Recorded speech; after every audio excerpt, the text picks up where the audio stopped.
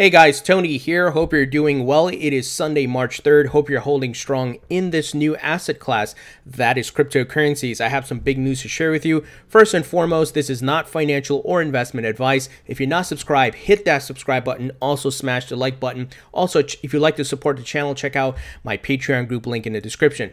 Guys, we got news that Congressman Warren Davidson out of Ohio will be at Consensus 2019, which is coming up in May. So May 13th through the 15th. Now, what we've seen historically with the Consensus event, you have a lot of big players. We saw the folks from back there. We saw Jay Clayton from the SEC, the chairman of the SEC being there.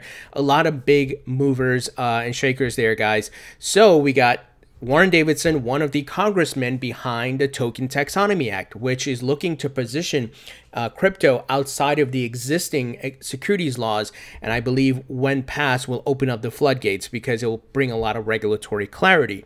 It's also looking to do things like take transactions below $600 of crypto to fiat and between crypto and make it non-taxable, which would be great for people just looking to use crypto in many different ways. So great to see that he's, going to be participating here. It's important to get the news out, get the information out, and he's going to be in the same circles as the rest of the crypto industry. So what do I always tell you guys? Watch what the big money's doing and watch what the government's doing. And this is a great sign, the path that we're headed down to the establishment of this new asset class, guys.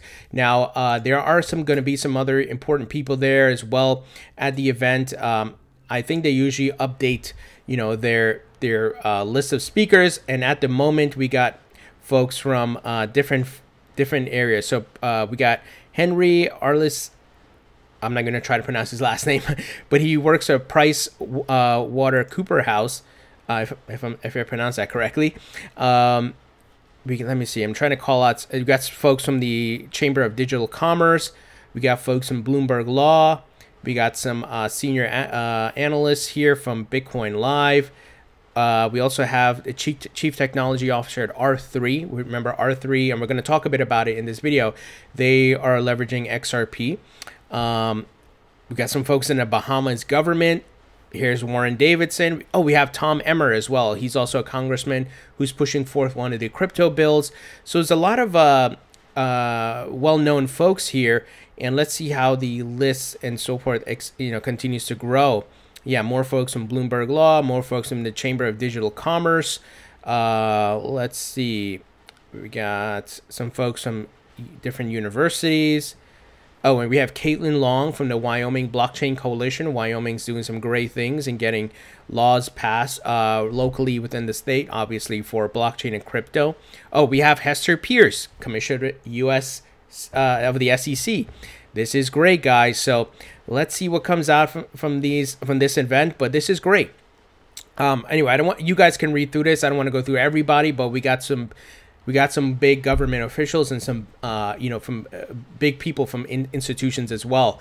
So exciting. Let's see. This helps push the needle of that. We got the SEC. We got people from Congress and the big players in the market, and they help rally to get this Token Taxonomy Act to pass.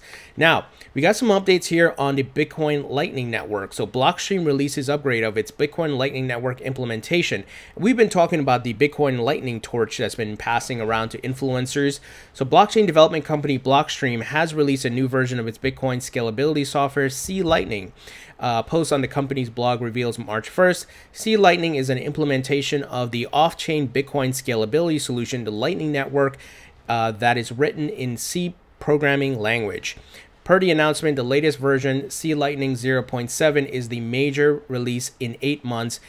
Is the first major release in 8 months and brings performance enhancements, bug fixes, augmented privacy, and new features. This is great.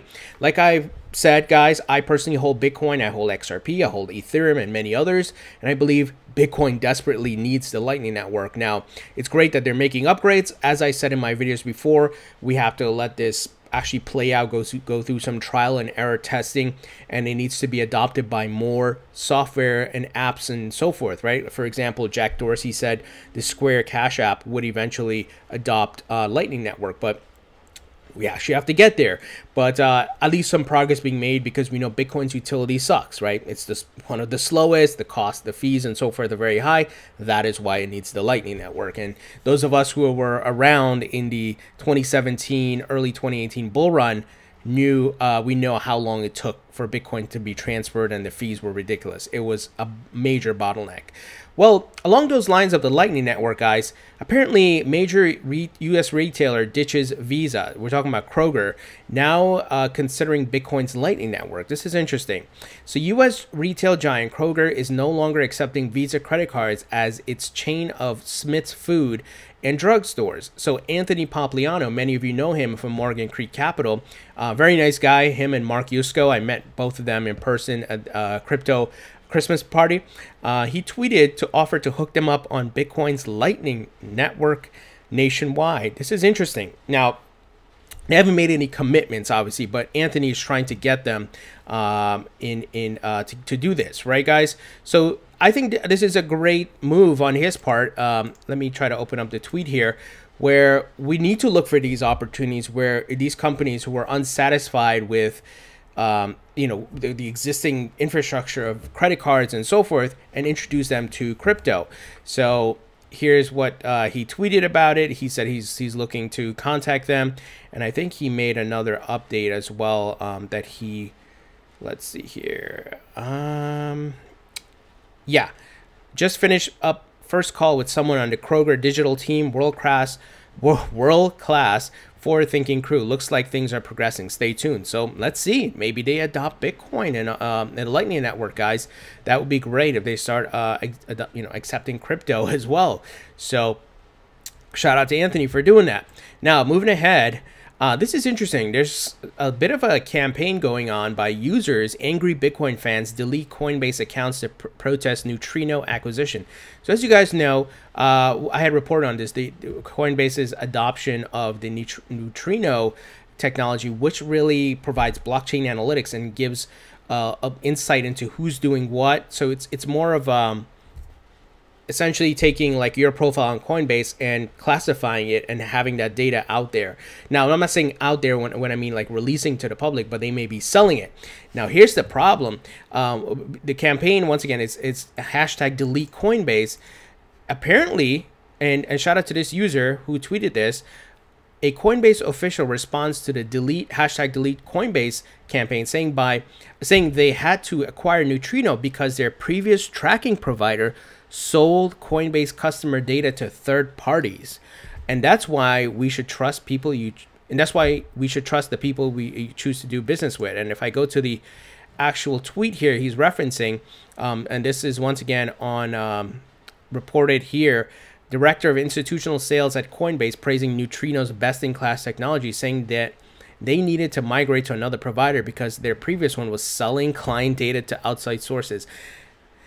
This is crazy, guys. Now, it's not something new because we know existing businesses do that. Your data, and this is part of why blockchain is going to be big, your data is being sold on the market, guys, and you don't even know it. Facebook and many other places, Google, are taking our data, like age, where we live, things we like, blah, blah, blah, food we like to eat, whatever it is, and selling that data to different companies to market to us, those who want to get our business, right? So, but it's funny how this is coming out because of this campaign. So not a good look for Coinbase. But like I said, when I did the video about Neutrino, it's not a great thing, obviously, but I get why they're doing it. And I know a lot of people are upset, but you can't have this market grow and fully regulate and say, well, I'm not going to abide by any government rules. You can't have both. Now, I get it. Some people are very principled in their decentralization and all that, and that's fine.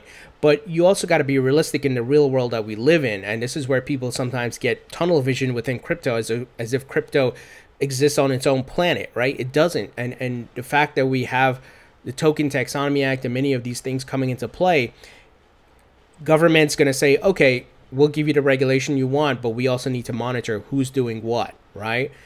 And I don't know how you get around that. So I understand why Coinbase did it. Is it great? No, I'm not saying I like it. I'm not saying it's something great, but I understand why they did it, and it looks like it's not a good look for them. So let's see how it plays out. Now, moving ahead to some XRP news here. So shout out to the user Panda Ripple XRP who found this video of a R3 employee giving a great presentation on how Corda Settler is using XRP. The full video is on YouTube. I will put a link in the description. Go watch it, guys. It's too much to play here, but if you really want to understand the adoption and utility that's taking place with XRP via R3 Corda Settler, check it out. It's great. And like I said, I'll put it where the timestamp, it starts at the area where he talks, because it's like a 2.5 hour long video where he starts talking about XRP. So we got R3 using XRP. We got Ripple obviously using XRP with XRapid and their Spring initiative. We got XRP as a base currency. And just a whole bunch of use cases are starting to pile up. And these are real businesses, real institutions. This is not a stupid white paper. This is not, oh, we're going to do this and that. This is actual companies existing in, in these industries that are adopting this crypto. And that's why I'm so bullish on it. Along the lines of Ripple and XRP, Remessa Online, which confirmed in February that they are live on Xcurrent, but do plan to expand to XRP sometime in the near future, said they'll update us. They tweeted the following: in March, the Remessa Online and Ripple partnership will bring exciting news to our clients. From March 4th to March 31st, we will waive the bank fee charge. Zero bank fee. Come join the revolution. This is what I've been talking about for over a year, and the haters, I don't know, they can't accept facts. They can't accept reality. They're in their own crypto religious world, right? Trying to fight ideology and whatever, but adoption is taking place right before our eyes, and we just have to be patient. But look at this. This company's using Ripple's tech, and now they're going to reward the customer, saying, hey, we're going to reduce the fees, or we're not going to charge the fees. And this is what's going to be great when I talked about, XRP and Ripple, how it's going to change people's lives, because they'll be able to send money back home faster, send money to their family internationally. Businesses will be able to transact faster. Obviously, XRP fits in a certain aspect of that, which with different currencies, because it serves as the bridge asset. So big things are ahead, and here's the facts. I'm not making this up. I'm showing you these are actual companies now. This is not some startup in the crypto world, right, or some white paper. These are actual businesses that exist in the real world, so to speak, and they are leveraging Ripple's technology, which is obviously a disruptive technology. Now, CZ Binance, CEO of Binance, will be doing another AMA on March 5th. So last one he answered a lot of questions. So that, guys, check it out, and you can certainly ask your questions or leave them here in the tweet. So check that out on Binance's Twitter profile. But I think, Binance being one of the largest exchanges, you can certainly ask CZ about different things. So go for it. Now we got some news here. Bittrex, which continues to blow me away with the expansion, acquisitions, and features that they continue to add. What they said here: congratulations, crypto facile exchange on today's launch. We are excited our Bittrex technology powers a new digital asset trading platform in Latin America and the Caribbean. Guys, Bittrex is powering, I don't know how many, I can't even remember all of them now. I remember one was in Canada, I think another one was in Europe. They're doing some big things, and remember what they're doing with Ripple now. They're going to be an XRapid exchange liquidity provider. So shout out to Bittrex for making progress. This is one of the reasons why Coinbase has lost market share. Bittrex adding fiat pairing, expanding. Binance, of course, Uphold, and Coinbase was forced to list XRP. Now, we got some news here. Unconfirmed. Goldman Sachs-backed crypto payment startup Circle seeks $250 million in funding. Now, it goes back to what we've been talking about. Watch the big money, right? What are they doing? And we are seeing a lot of investing. We're seeing a lot of funds are starting, a lot of money being put into those funds.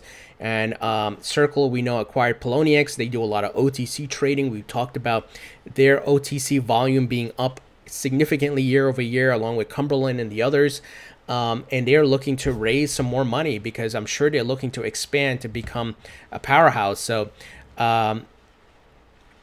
it looks like to raise $250 million of funding in a combination of equity and debt. The source of information are claims made by an anonymous person familiar with the company's plans. According to the article, Circle, which generates revenue from trading fees on its crypto exchange, Poloniex, and institutional offering Circle Trade, has seen a decrease in its proceeds after the overall crypto market crash led to a decreased trading volume. Still, in an interview, The Information, Circle's co-founder Jeremy Alar claimed the company's revenue grew between 2017 and 2018 despite the fall in crypto prices. And here's what I talked about. In January, over-the-counter OTC trading desk at Circle Trade had a notional volume of $24 billion in 2018. So that's the big money buying over the counter, guys. So they're looking to grow. And we're seeing just a lot of investments, a lot of money. We saw even back to raise like $182.5 million.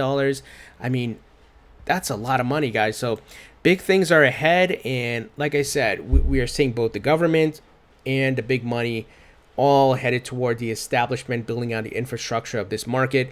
We're very early, and we have to be patient. So I hope you understand that and you look at the market holistically. Price is important. Price affects your portfolio, but it's only one aspect, right? Because you have to look at where are we at in the timeline, what's going on, and what's going to help the prices to go up eventually. And we are seeing a lot of investments and movements and building happening. So guys, what do you think about this? Leave your thoughts and comments below. Thumbs up if you like this video. Please subscribe if you haven't already. Don't forget to follow me on Facebook and Twitter. Links in the description. Thank you for your support, and I'll talk to you all later.